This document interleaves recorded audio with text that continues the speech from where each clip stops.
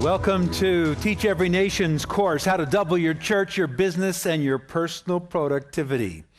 We are in the most advanced of all 8 sessions on this course, and I'm going to stretch you, if that's all right, beyond probably anything you've thought about. And I'm going to share some very advanced secrets of how do you actually have a strategy in this session that can produce exponential results. Just a little improvement of your strategy will not result in exponential development. It won't do it. Medium, a little bit. You have to know some of the more advanced methods to hit exponential growth. This session is all about the strategy. And if you remember from our earlier sessions, we started out in the first 2 sessions talking about your personal productivity. That is, why should a person want to double? So we want to deal with an advanced session on how do you take your strategy and improve it magnificently. You remember, we talked about the fact that the number one way to grow exponentially and to double is way down deep inside of your heart to want to.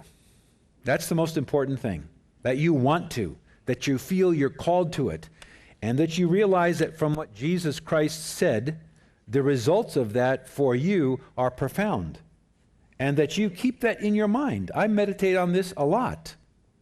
I do run for the finish line, and I hope that you're a finish line person. If not, you'll be diverted to all kinds of other things that come to your life, like they come to mine. And without purposefully straying, you'll let other things come in that pull you away from running to the finish line.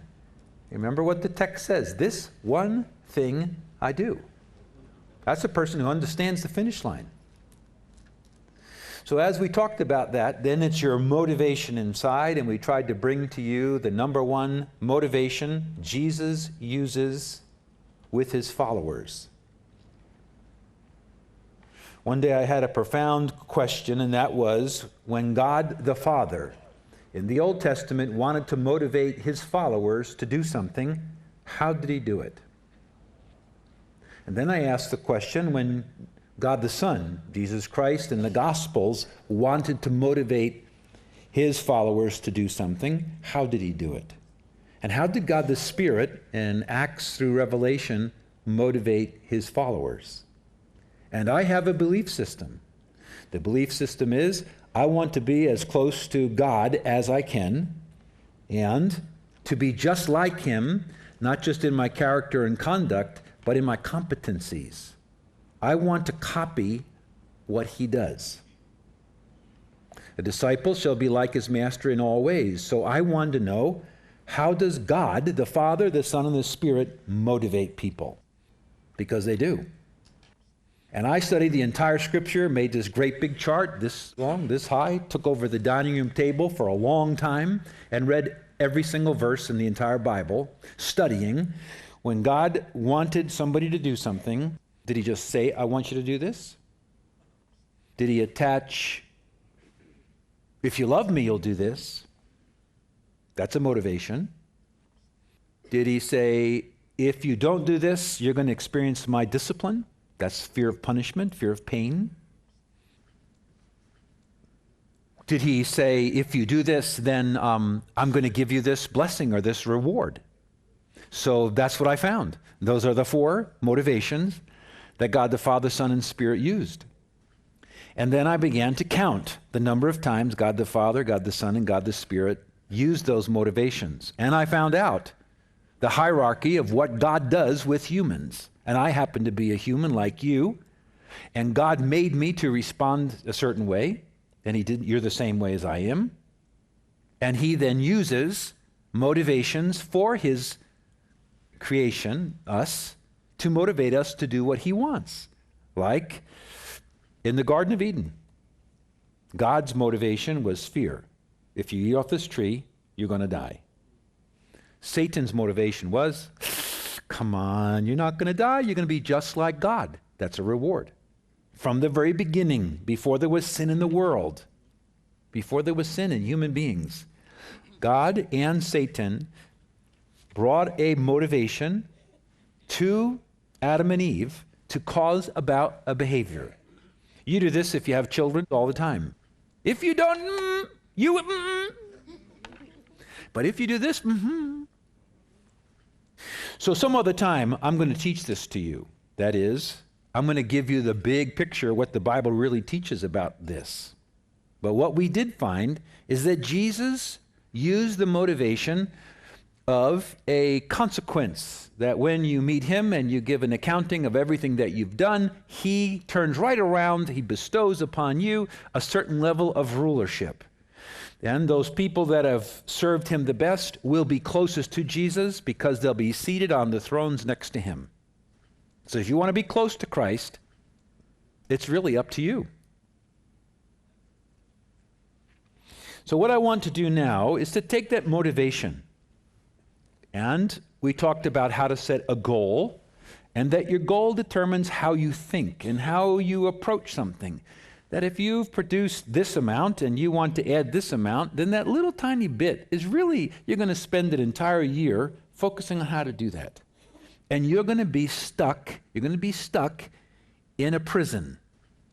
Because your mind, your brain, your nighttime sleeping, you have put up a wall. And that's all that you want. And that's where your mind will work.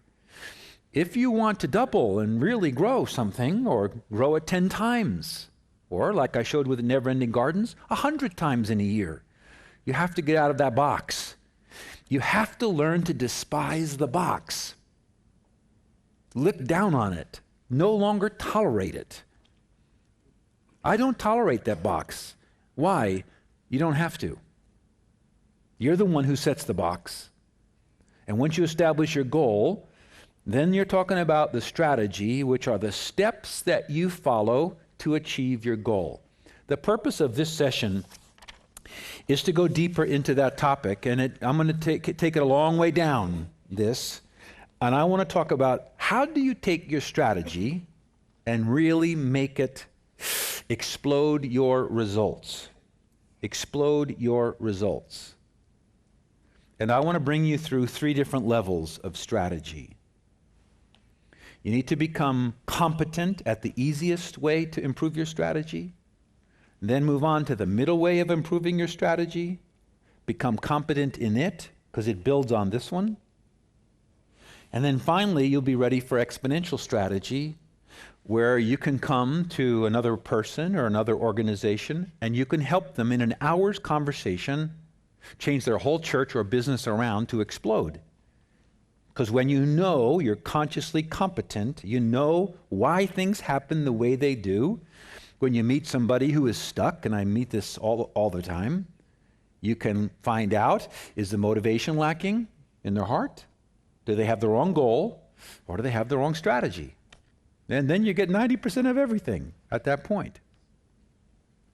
So I want to talk to you then about how to improve your strategy. This is session number 5, double by improving your strategy.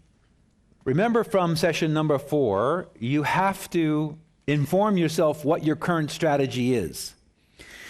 My great fear about teaching you this is that the vast majority of you won't expend the diligent effort it's going to take to actually figure out your current strategy. You won't do it. It is hard work because it's like breathing air. You don't pay attention to it. You have a strategy in everything you do and I do. You must stop and write down your strategy and organize it. We do this first, this second, this third. This takes this much time, this much time. This is the person who does it. This is about how much money we spend doing it, et cetera, et cetera. And then you begin to look at it and say, okay, that strategy results in this kind of performance. We're averaging 160 people. That's your strategy. It's a 160 people strategy. Or it's a $100,000 revenue company. You must buy into a big idea. Your strategy controls your results. Yeah, it controls it. So we're talking then about the basics of strategy improvement, that you start in a place and the strategy is how you reach your goal. And I want to just give you some basics about that in point number 1 beneath it. Strategy improvement doesn't mean working harder or longer, but smarter. When I gave you the illustration in the last session about the Spur restaurant or the never-ending gardens, we did not work harder or longer. We changed what we did and worked smarter. Number 2, strategy improvement increases effectiveness and efficiency. Efficiency. On point 3, what causes a church or a business to change their strategy? Point number 3 is strategy improvement occurs due to external or internal pressure. It's pressure. And I listed what I've seen around the world as the primary pressures that cause a person or a company or a school to change their strategy. Point 1, external competition. Somebody comes in the marketplace and they start taking business away from you. You're going to look at what can we do to stop that? Listen to that. What can we do to stop that? You're asking for a new strategy right there. Or a new church moves in 3 blocks away. And you notice the next week, 75% of your people aren't there. And you find out where they are, I guarantee you will have a lot of emotion in your heart at that moment. But if you're wise, you'll say, I need to look at their strategy and look at my strategy and stay with the Bible, don't compromise. But what do I need to learn about this? Point 2, external crisis in the marketplace. That is, if there's huge inflation or if the war in Syria breaks out, I promise you, it'll change the world. And a lot of things will be changed. Point 3, internal cash flow problems. If you're not able to make payroll and pay for your rent and other things, you're going to be scared to death, as you should be. And that's where you should be thinking, what do I need to change?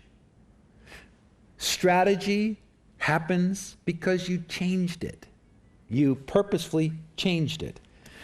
And point 4 is the one I live my life on. Point 4. I have an internal commitment myself as a leader to continual improvement. If you were to ask my brother Gordon, who is responsible for these beautiful workbooks, or Martin, who's in charge of global partnerships, or Jerry, who's our director of operations, what's one of the values that I have as a person when they work with me? I never stop wanting to improve. I'm always looking at our strategy. How can we improve the strategy?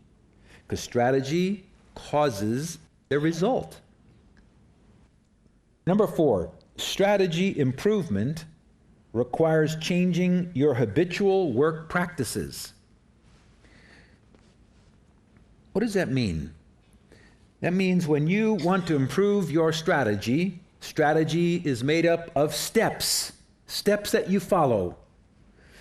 This is a concept. Grab this concept. Strategy takes me from where I am to where I want to go.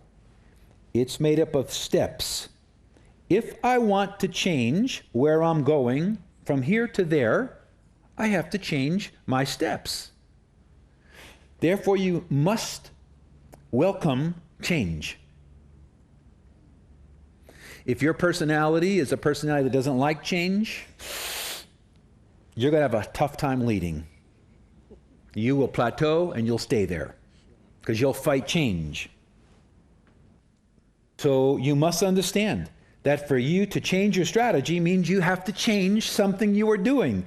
You've been doing this for years, and all of a sudden you realize, I don't want that anymore, I want that over there. Okay, then I can no longer do this. I can no longer do this. And I'm going to do this, which means you got to stop doing this. The more conservative a Christian you are, the more you're unwilling to change. This is true around the world. This is the way we've always done it. Does the Bible teach that? Well, no, that's our tradition. Tradition is fine. Jesus got irritated with tradition and said, how come your tradition gets in the way of my Father's laws? And we own tradition when it stops us from reaching Christ's goals. If the Bible teaches, don't change it. If the Bible doesn't teach it, then you're free to change it. You must stop focusing on what your activities are. We do this, we do this, we do that. Yeah. But what's the result? Oh, we've been plateaued for 11 years. Whose fault is that? It's the leader's fault. They have to change, which means your emotional response to the idea of change needs to open up. You need to become a person who says, I'm for change. Not for change's sake, but that's the only way I can change my result, is change my strategy. Okay, good. Number 5, strategy improvement is required to break free from each business plateau. I want to try and get that clear in your mind so that it will never be confusing. Whenever I'm leading something, or one of my friends is leading something and it grows and starts to plateau, I know one thing is for sure. The plateau's not going to change. Plateaus like plateaus. I'm the one who has to change the plateau. And the steps that I take to get me here is the new chain that's around my neck that keeps me here. The only way I'm going to have different performance, a different goal, is to have a strategy that maybe looks like this. And I have to do this, which means I have to stop doing these things. They get in the way of doing these things. I'm hammering on the same point over and over and over again. Do you get the point? The point is your strategy controls your results. If you don't like your results, it's your strategy. You're in control of your strategy. What is strategy? The steps you're taking. 98% of everybody I've ever met don't even know the things they're doing. They just started doing it and they continue doing it. Why do you have church at the time you have it? Why do you start the church the way you started? Why do you have the order of service that you do? Why do you do these things? Bible doesn't teach you have to do those things. You just decided to do those things. Are they the wisest thing to be doing to hit the results you're trying to achieve? Okay, I think I've made that point clear. On the next page, I just made a little chart for you. I'm not going to really teach this. It's just an observation. The 5 levels of strategy improvement. When you improve your strategy, your results will change. You can see across the bottom, the red is very, very little strategy improvement. You're going to plateau. Incremental, if you look at the top there, number 2, it's 5 to 10% annual growth.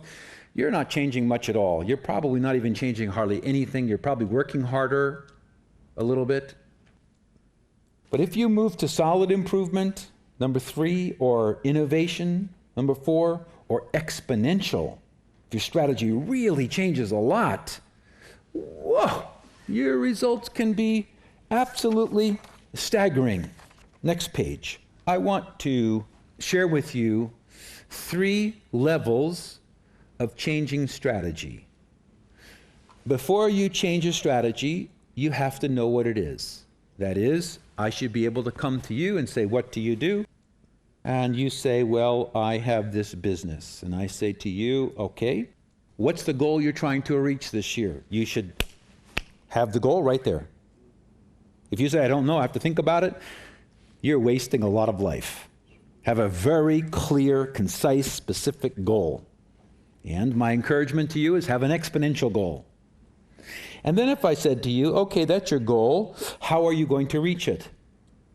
We're doing our best. You don't even know your strategy. I should be able to say to you, tell me your strategy. And you should be able to say, it's got 6 steps. Here are the steps. So, how many of you are pastors or church leaders in this room? Would you raise your hand so I can see that? Okay. I have yet to meet a pastor who doesn't want his church to grow. I have yet to meet a pastor who doesn't want his people in his church to donate more than they're currently giving. All right? So if I say to you, if you want your church to grow in size or to double, then my question to you is, what is your strategy? Your current strategy to grow your church. The average pastor goes like this. I preach the word. Okay, that's good. What's your strategy to multiply the people in your church? We pray. Okay. What's your strategy to grow the attendance of your church?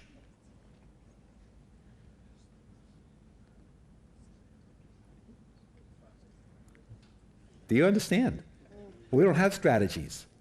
We have hopes, not strategies.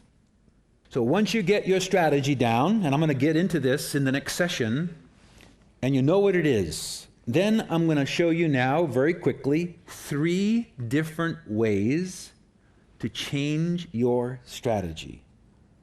Listen carefully here. The first one is very simple. How do you improve your strategy once you know what it is? Now here are my 6 steps. How can I improve that? I'll give you a way to do that. When you've done that to your strategy, it will be different, and you'll be having different results. You won't be working harder or longer. You'll be doing things differently because you changed it. The second way is after you've improved it, this is tweaking, is when you begin to innovate. You say, what can I do to bring a new step in that I've never thought of, that if I did, it will double the amount of products I sell? Or how can I do something to double my church on one weekend? That's an exponential one. Let me give you an illustration. I was back in California speaking for my friend Rick Warren, and he was he asked me to come help him and his church take his new approach to the world, and he asked me to help with that. So I preached on one Sunday and helped the church embrace this. And whenever I go someplace to speak, I always do a lot of questioning about how things are going, what's the biggest struggle, on and on and on. I do market research. So when I speak, I'm speaking to the needs of that group of people. So I was getting a haircut Saturday afternoon before I spoke that night to speak for Rick. And I'm getting this haircut from a lady, and I said, I'm new in town, just visiting this weekend. I want to know, are there any good churches nearby? Oh, yes, she said. There is. Yes, on the top, over this hill, there's a great church named Saddleback. Saddleback. Is there a horse, or why is it Saddleback?